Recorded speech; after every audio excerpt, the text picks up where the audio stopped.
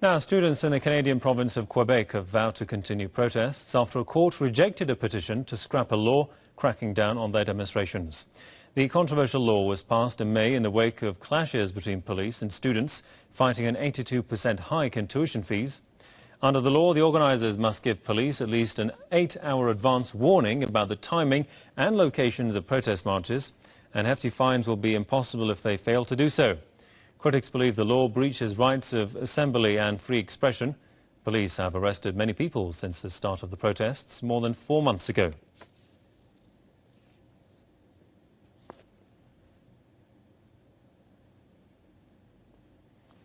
Let's go straight to Calgary now. Press TV's Joshua Blakeney, our correspondent, joins me live to tell us more about the situation. Joshua, I mean, with this law in place, many are questioning the right to free speech.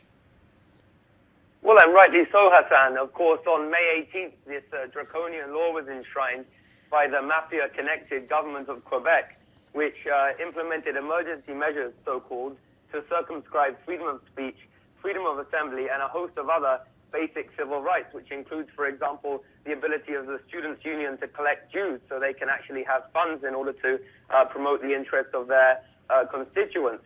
And now the student group has come before a Mr. François Rolland, who calls himself the Chief Justice of the Supreme Court of Quebec, but who is in fact aiding and abetting the most egregious of injustices being visited upon the students in Quebec. He has refused to issue an emergency injunction to annul this draconian law. The students were saying that there would be irreparable damage done to them by this law, and that this Chief Justice has the power and should have indeed annulled the law.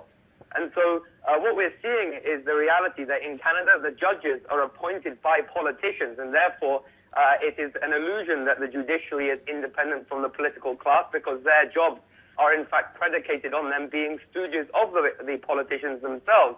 And so what's become apparent, and what legal analysts have argued, is that the Charest government deliberately enshrined an unconstitutional set of laws, knowing that it would be a slow process of having that law annulled. And as a result, the judge has allowed that law to persist and has allowed the attack on democracy to continue in Quebec. And so I think what you're seeing is an axis of nefariousness between the judiciary and the politicians.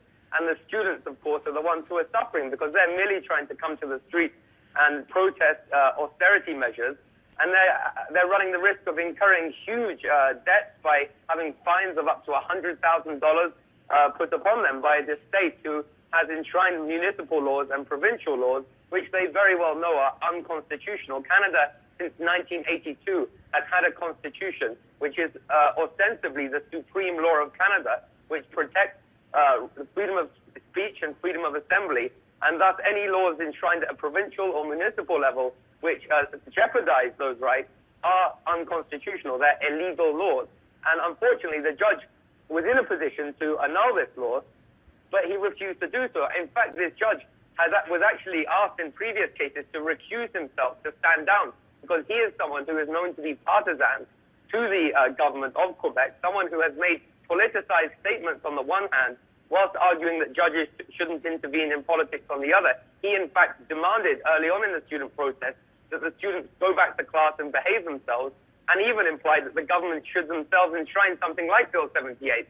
And so we see a politicization of the judiciary, which analysts have said is highly reprehensible.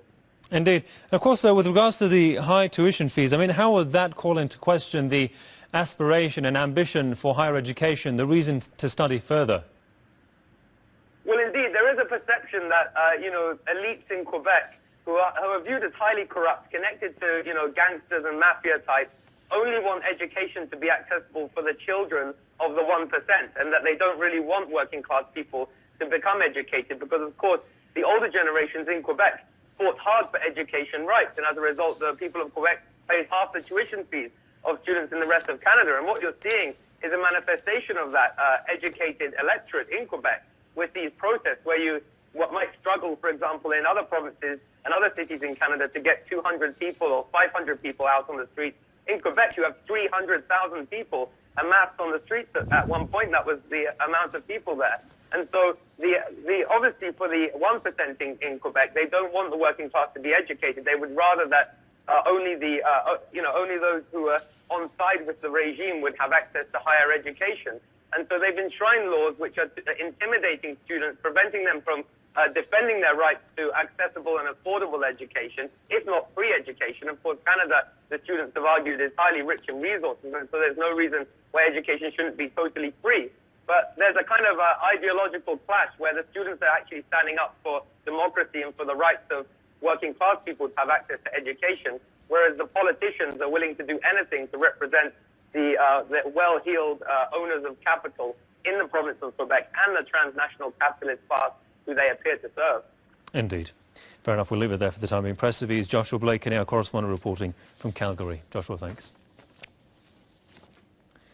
Now, one by one, officials are breaking their silence on the use of US drones in Yemen. First it was US Defense Secretary Leon Panetta, and now it's Yemeni Foreign Minister Abu Bakr al-Kurbi.